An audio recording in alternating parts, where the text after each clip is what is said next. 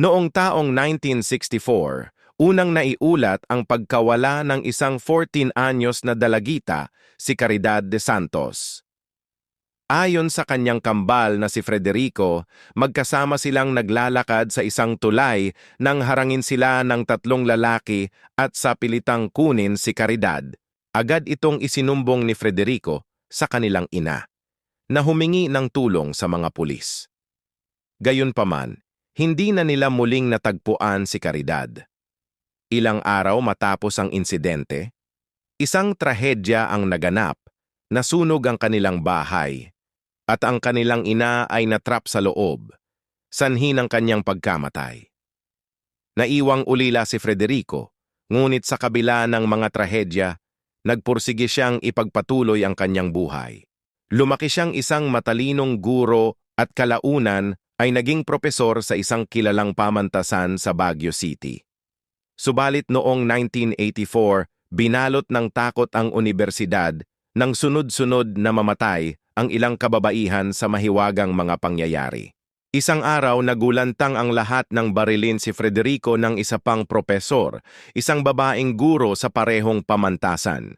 Lumabas sa investigasyon na si Frederico mismo ang nasa likod ng serye ng pagpatay. Tinuring na bayani ang babaeng propesor dahil sa kanyang ginawang pagliligtas sa iba pang kababaihang itinangay ni Frederico patungo sa isang abandonadong bahay kung saan sila pinapatay. Ngunit isang buwan matapos ang insidente, bigla na lamang nag-iba ang kinikilos ng propesora. Nagsimula siyang magsalita ng walang kaugnayan at tila wala sa sarili, dahilan upang dalhin siya sa isang mental hospital. Isang araw, isa sa mga babaeng muntik nang maging biktima ni Frederico ang dumalaw sa mental hospital upang makita ang babaeng propesor. Dito, isiniwalat ng propesora ang isang nakakagimbal na katotohanan, siya si Caridad de Santos, ang nawawalang kambal ni Frederico. Habang tumatawa, ikinuwento ni Caridad ang totoong nangyari noong 1964. Magkasama raw silang naglalakad sa tulay ng magkatuwaan sila. Madalas silang magtalo kung sino ang mas mahal ng kanilang ina. Sa isang matinding sagutan, sinabi ni Caridad, "Ako ang mas mahal ni Mommy, hindi ikaw." Galit na sumagot si Frederico, "Hindi! Ako! Ako! Ako!" Sa tindi ng kanyang inis, itinulak niya si Caridad sa ilog. Pag-uwi, pinaniwalaan niya ang sariling kwento na may dumukot sa kanyang kambal, ngunit hindi siya pinaniwalaan ng kanilang ina. Sa halip, pinagalitan, pinalo, at ikinulong siya sa kulungan ng hayop. Sa labis na galit, pinatay ni Frederico ang kanilang ina.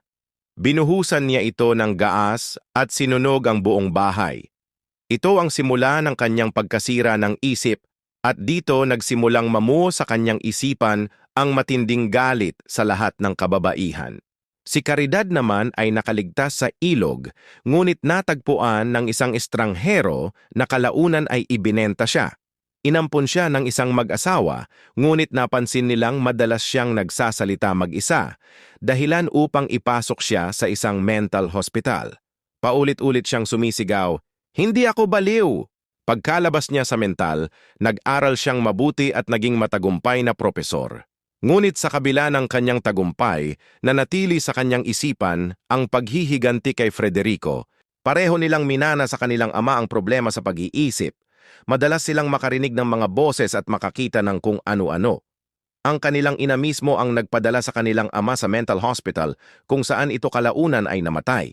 At sa huli, tinupad ni Caridad ang kanyang pangako ang maghiganti sa kanyang sariling kambal, isang madilim at misteryosong kaso na tuluyang umukit sa ating kasaysayan.